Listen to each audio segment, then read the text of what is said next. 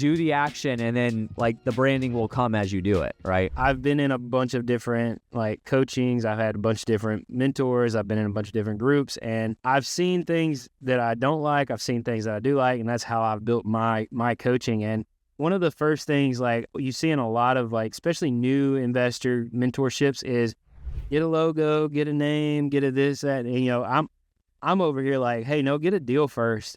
It don't matter how you do it. Get a deal first, get some money in, and then spend some money on some branding, right? If you want to do that. But like, it don't take $20 to get a logo from like Fiverr or something. Just like what you said, go to ChatGPT and say, hey, what are the top 10 or top 20, objections or reasons why someone would sell their house? And just start making Facebook posts. You can take those questions and take a list of those like 20 questions and send it to somebody on Fiverr who'll do, for $20 will make you flyers to post on Facebook and make them really nice. You don't have to spend hundreds of dollars on this stuff right off the bat. You can just do simple stuff. And if you don't want to spend any money, do it on Canvas and then you do it yourself. It's easy peasy.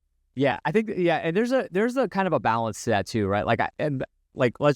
Branding is important. It really is. Like, you have to have a brand and you have to be known for that brand and that sort of thing. Like, that's highly important. I think where people get hung up is they spend too much time on the perfection of it. And they, so in a previous life, I did branding as well. Like, one of the first services that I offered as like service provider in a business was branding alongside with content creation.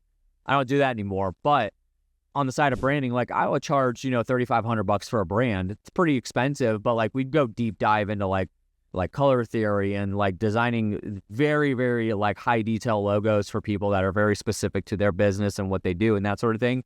And we go through a lot of exercises and I do consulting for them. But like the thing I realized was like, that's cool. But the people that were coming to me at that point were already established business owners that had a previous brand and they just want to amplify it. There's levels to it. And look at any sports organization, right? Like the NBA, the NFL, the MLB, I guarantee you that the logo that they have today was rebranded from what it was 25 or 30 years ago and definitely 50 years ago. Like you start somewhere and then you build a reputation on the name by delivering great value and great service to people, whatever you're doing. If you're buying houses, if you're selling donuts, if you're creating content, you deliver great value to people, and then that's going to build your brand. And then at some point down the road, you can relaunch your brand when you feel like you have the ability, the time, the money, the resources to invest in that fresh brand.